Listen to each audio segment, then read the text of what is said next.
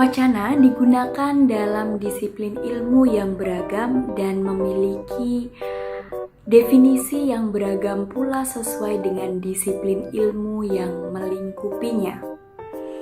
Kemudian, berdasarkan pendapat dari Dharma, wacana diartikan sebagai tataran paling tinggi, paling besar, dan paling lengkap karena di dalamnya terdapat unsur-unsur linguistik yang kompleks. Contohnya adalah fonologi, morfologi, sintaksis, semantik, dan ditunjang oleh situasi pemakainya dalam masyarakat. Sejalan dengan pendapat tersebut, Tarigan juga menjelaskan bahwa wacana merupakan sebagai satuan bahasa terlengkap, tertinggi, dan terbesar.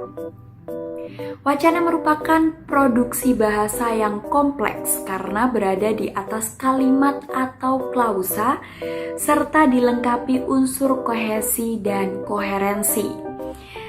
Kesinambungan tersebut membentuk awal dan akhir yang nyata dan dapat disampaikan melalui ragam lisan maupun tulisan. Berdasarkan pendapat dari Hamad, wujud dari bentuk wacana dapat dilihat dalam karya yang telah dibuat oleh pembuat wacana, yakni yang pertama ada teks atau wacana dalam bentuk tulisan atau grafis. Contohnya antara lain ada artikel, berita, cerpen, dan novel. Yang kedua ada talks atau wacana dalam bentuk ucapan, antara lain dalam wujud rekaman wawancara, pidato, dan lain sebagainya. Yang ketiga ada act atau wacana dalam wujud tindakan, antara lain drama, tarian, film, dan sebagainya. Dan yang terakhir ada artifact atau wacana dalam wujud jejak, antara lain dalam wujud bangunan, lanskap, puing, dan sebagainya. Kemudian berdasarkan pengertiannya, Syamsuddin mengidentifikasi ciri dan sifat sebuah wacana menjadi beberapa hal. Yang pertama adalah wacana dapat berupa rangkaian kalimat ujar secara lisan dan tulisan atau rangkaian tindak tutur. Yang kedua, wacana mengungkapkan suatu hal atau subjek. Yang ketiga, penyajiannya teratur, sistematis, koheren, lengkap dengan semua situasi pendukungnya. Yang keempat, memiliki satu kesatuan misi dalam rangkaian itu. Dan yang terakhir atau yang kelima, yakni dibentuk oleh unsur segmental dan non-segmental. Selanjutnya kita akan membahas terkait dengan jenis-jenis wacana. Nah, wacana ini dapat diklasifikasikan menjadi beberapa jenis. Menurut Leach, sebuah wacana dapat diklasifikasikan menjadi 5 jenis. Yang pertama ada wacana ekspresif, yang kedua wacana fatis, yang ketiga wacana informasional, yang keempat wacana estetik, dan yang terakhir adalah wacana direktif. Nah, kita akan membahas satu persatu jenis-jenis wacana tersebut. Wacana yang pertama adalah wacana ekspresif. Nah, wacana ekspresif merupakan sebuah wacana yang bersumber pada gagasan penutur atau penulis sebagai sarana ekspresif. Contohnya adalah wacana pidato. Kemudian, wacana yang selanjutnya adalah wacana fatis, yakni sebuah wacana yang bersumber pada saluran untuk memperlancar sebuah komunikasi. Nah, contohnya bisa terkait dengan wacana perkenalan dalam sebuah pesta. Kemudian wacana yang ketiga adalah wacana informasional, yakni bila wacana itu bersumber pada pesan atau informasi. Misalnya adalah sebuah wacana berita dalam media massa. Wacana yang keempat adalah wacana estetik, yaitu bila wacana bersumber pada pesan dengan tekanan keindahan pesan. Misalnya adalah sebuah wacana dalam sebuah puisi atau lagu. Kemudian wacana yang terakhir adalah wacana direktif, yaitu sebuah wacana yang diarahkan pada tindakan atau reaksi dari mitra tutur atau pembaca. Misalnya adalah wacana khotbah. Nah, teori wacana haruslah diperdalam dengan metode tertentu untuk mendapatkan hasil analisis wacana. Teori wacana berkenaan dengan pandangan mengenai wacana.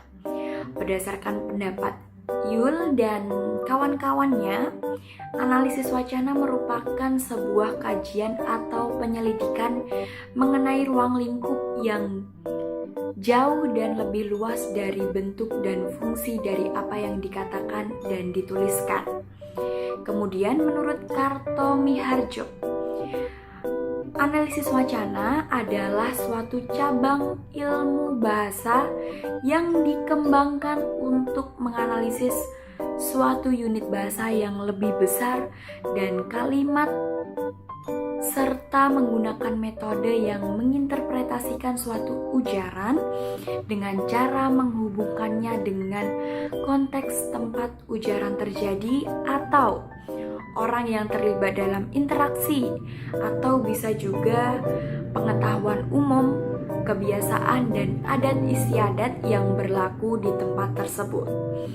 Dari beberapa pendapat yang telah dikemukakan, dapat disimpulkan bahwa analisis wacana merupakan suatu kajian yang meneliti atau menganalisis bahasa yang digunakan secara alamiah, baik dalam bentuk tulis maupun lisan terhadap para pengguna sebagai suatu elemen masyarakat.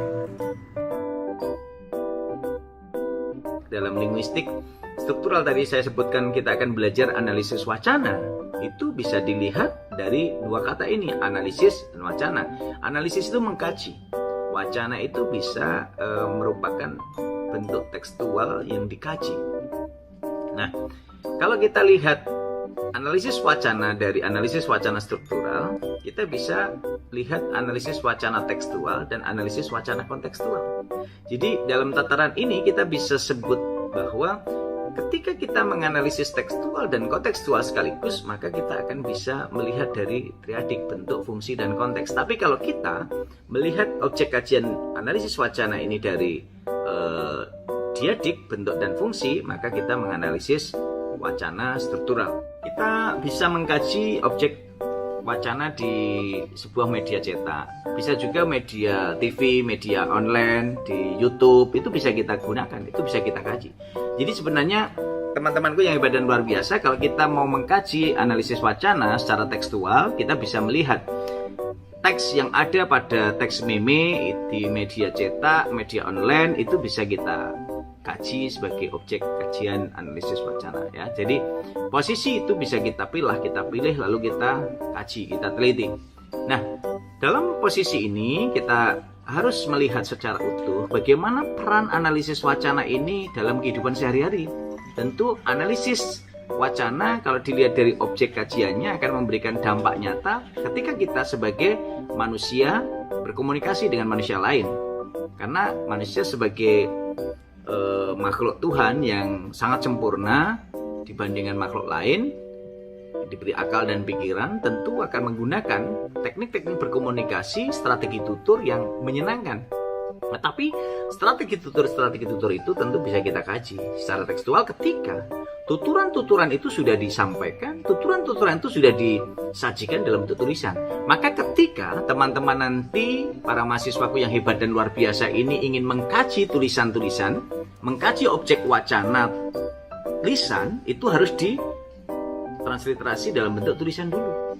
Jadi lebih jelasnya begini.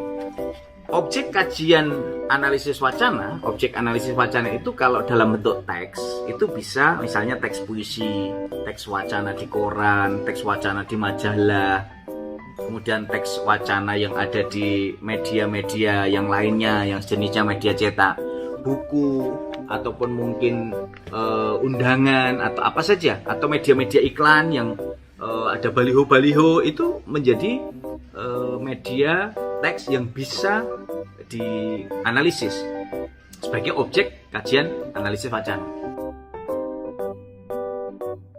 Analisis wacana pada hakikatnya merupakan kajian mengenai fungsi bahasa atau penggunaan bahasa sebagai sarana komunikasi. Oleh karena itu, analisis wacana memiliki peran yang sangat penting dalam kehidupan sehari-hari. Hal ini karena analisis wacana secara fungsional dapat digunakan untuk menganalisis tindakan seseorang untuk tujuan tertentu guna memberikan makna kepada partisipan yang terlibat. Nah, kemudian analisis wacana ini memiliki tujuan untuk mengungkapkan kaidah kebahasaan yang mengonstruksi, kemudian memproduksi, memahami, dan melambangi suatu hak dalam wacana. Nah, kemudian analisis wacana ini memiliki berbagai manfaat. Antara lain yang pertama yaitu analisis wacana dapat mengungkap berbagai fakta. Nah, ini berarti idealisme yang terdapat pada fakta tersebut akan tersirat dalam sebuah wacana guna dapat mengetahui maksud atau tujuan penulis dari wacana tersebut. Nah, analisis wacana ini dapat digunakan untuk membantu masyarakat memahami mengenai dominasi kekuasaan yang ada dalam wacana.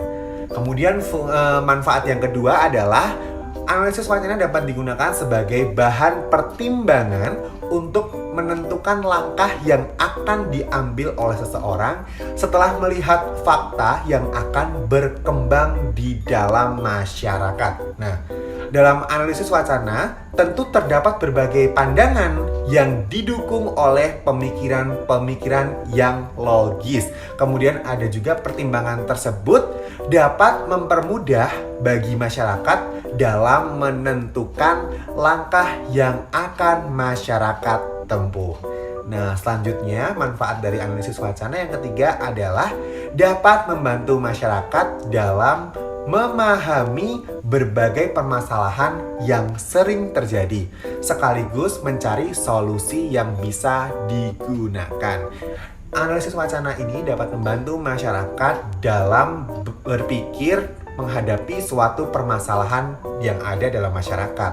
Nah, tentunya dalam kehidupan sehari-hari, analisis wacana ini selain dapat digunakan untuk memahami hakikat bahasa, tapi juga dapat digunakan untuk memahami proses belajar bahasa serta perilaku berbahasa atau metamorfosis. Bahkan, analisis wacana ini dapat digunakan untuk menanamkan sikap skeptik dan critical thinking terhadap segala hal. Nah, banyak banget kan manfaatnya. Nah, penamaan sikap ini akan selalu mengingatkan kewaspadaan kita terhadap suatu hal atau segala hal.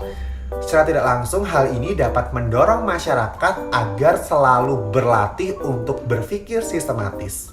Seperti itu. Nah, kira-kira begitu saja yang dapat saya sampaikan. Terima kasih.